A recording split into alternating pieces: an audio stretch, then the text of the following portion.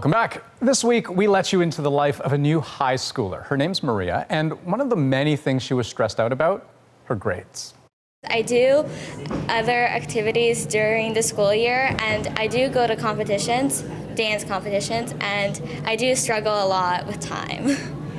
We also met another student, Tina Chen, and a professor, Aaron Barker, who both know all too well how much of a struggle school can be, but at the university level.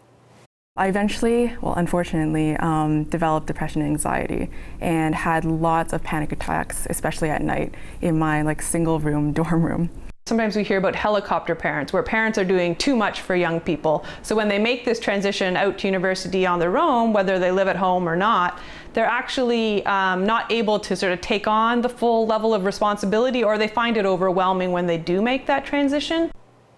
Now, the common thread, of course, is anxiety about going back to school. So tonight, a conversation. Every Friday, we're going to take one topic in the news and really just try to break it wide open in a way that's interesting, that's insightful, and empowering as well. So for this week, we want to try to answer the questions: who's most likely to feel anxious and why?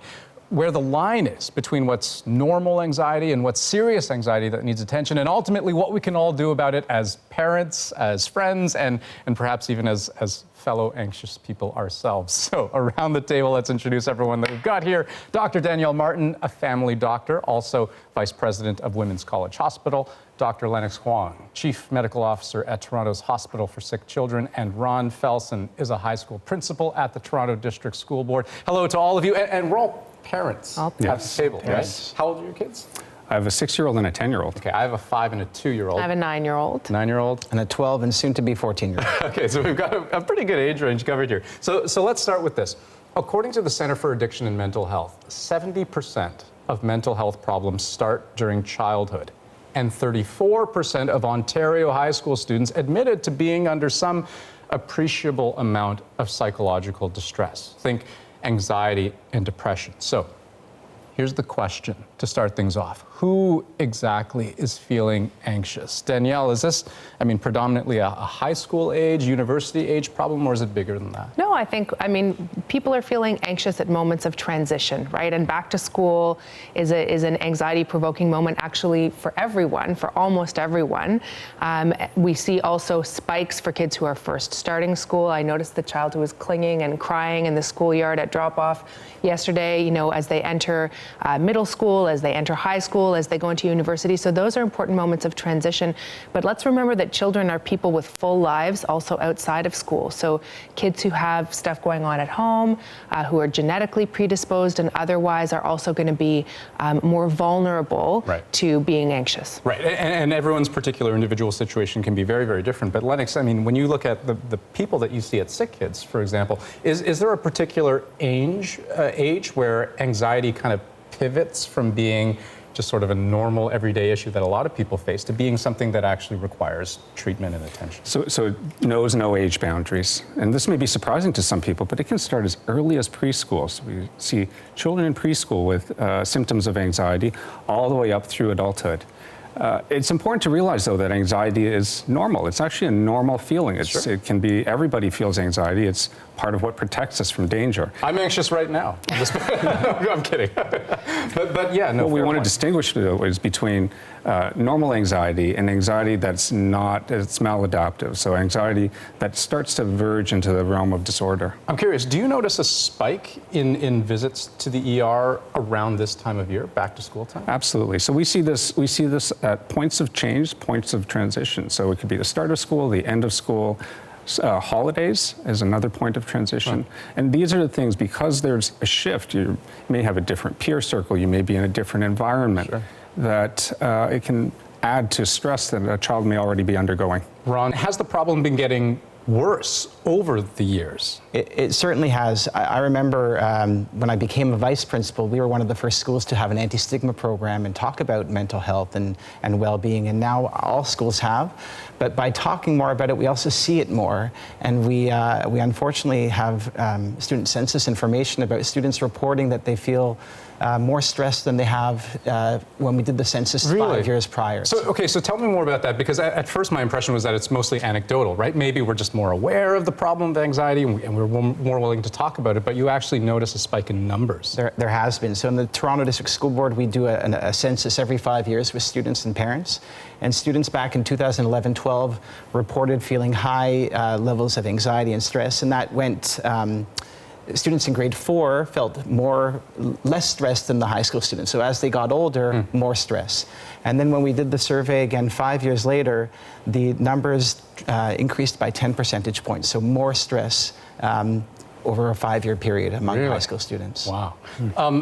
You know, before we assembled all of you here tonight, we had asked you beforehand to give, you know, just some of your top reasons why you believe, based on your experience, kids feel anxiety going back to school. And I'll say there was definitely some overlap between all of your lists. But let's go through 2 broad categories that came out. So social anxiety is a big one, and then, of course, academic anxiety. So on the question, why are we anxious? Ron, maybe I'll start with you. You know, just on the social piece, what is the social pressure that you think kids are facing today, particularly in 2019? Well, I would say the social media piece has added a huge level of anxiety for students. So we have kids who have to interact face-to-face, but they now also have to navigate an online world, and some are succeeding in that navigation online and then having difficulty with the face-to-face interaction, and vice versa. Right. In the ER, do you see it as a physical issue or a mental issue or both, or more of one or the other? It's absolutely a full spectrum, and they overlap.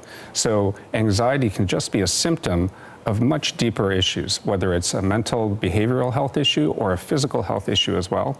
And what we've seen over the past decade has been a massive spike. So we're facing really an epidemic when it comes to mental and behavioral health, and we see this in our emergency departments. Danielle, academic anxiety, that was on your list? You know, it's so interesting because I think that for all people at every age, one of the big triggers for anxiety is uncertainty, right? And part of what back to school is about is that uncertainty of, am I going to be able to cut it academically? You know, will the homework be hard? Will there be too much of it? And of course, there are kids who are struggling with, as yet, undealt with learning disabilities and other forms of, you know, struggles academically, but then there's also just the run-of-the-mill, what's it going to be like, and am I going to be able to be okay in this new academic environment? And so I do think that is a source of stress and remains so actually throughout our lives as we enter into those moments of uncertainty. Ron, what's at the core of that anxiety? I mean, is it, you know, the curriculum is too hard? Is it that expectations are too high? Or I bet there are lots of parents out there who think, it's just kids these days, they don't have the discipline that they used to. I mean, what is it in your experience? Well, I think we forget that going back to school is a really stressful time, and we may forget what that's like. A lot of us have jobs and we go on holiday and we can return to those jobs and not much changes in that interim. But students over the summer, over a long period, they're starting with a new teacher, with new friends, with new curriculum, potentially at a harder level. There's all sorts of things. It's a fresh start for them, which can be anxiety provoking. There's a whole range of issues that would add to that anxiety. When it comes to recognizing signs of anxiety, this might be helpful. So this is courtesy of Anxiety Canada. Take a look. Signs a child might be anxious: upset stomach, constant reassurance seeking, crying, lashing out, trouble going to sleep or trouble staying asleep. And you know, maybe you look at that list and you think, okay, well, gee, that's every day, thanks so much. But they say when it's those sorts of things combined with other behavior that's disruptive in a more serious way. So we're talking about grade suffering, failure to make friends, resisting participation in new activities, or refusing to go to school altogether. That's when they say the anxiety is no longer normal, and it's a problem that perhaps requires attention and maybe even treatment. So the question, how do we help? Lennox, maybe I'll start with you. Well, I think there's 3 really important things. The first is that kids love structure. Day and night, something predictable and very structured to their routine. The second is engaging in conversation, building that connection with your child as parents. And this could look different depending on the age of the child. If you're young, it might be bedtime stories where you start a conversation. If you're old, it might be more of just being present. The third, and this is really important, is having children engage in extracurricular activities. We know that team-based sports, for instance, and music, and other extracurricular activities and clubs are really important in building the ability for children to form peer connections, a sense of belonging.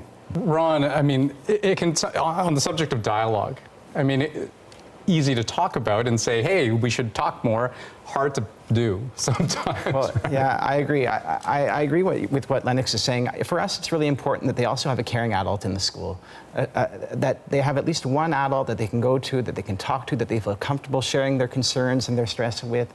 And getting involved in the extracurriculars. If any of my former students are watching, they'll laugh because I've always said, I want you to get involved in at least one club, one team, one activity, and having that interaction provides a sense of belonging, makes you feel part of something bigger, and it really does create relationships that students feel that they're part of something and they want to go to school. Mm-hmm. Danielle, final word goes to you. Well, I think that it's important to remember that we cross the line from normal human emotion into mental illness when a person's function is impaired.